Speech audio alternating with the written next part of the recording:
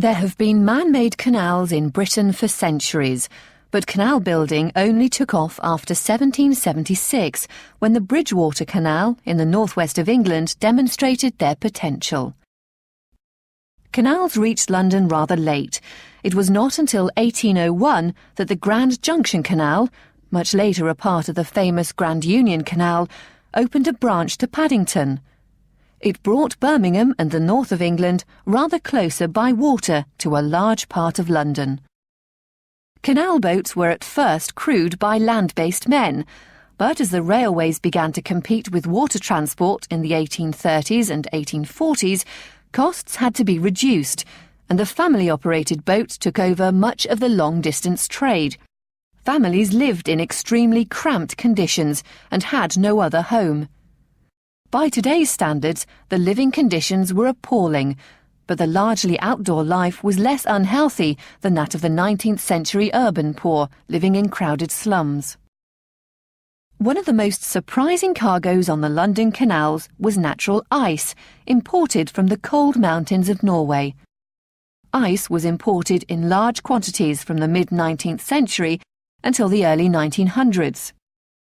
One of the leading importers was Carlo Gatti, an immigrant from Switzerland, who built up a large business in the trade.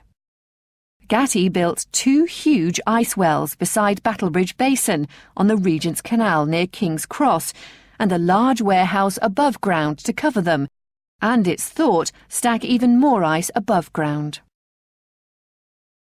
The building that was once Gatti's ice warehouse, with its wells beneath, is now the London Canal Museum.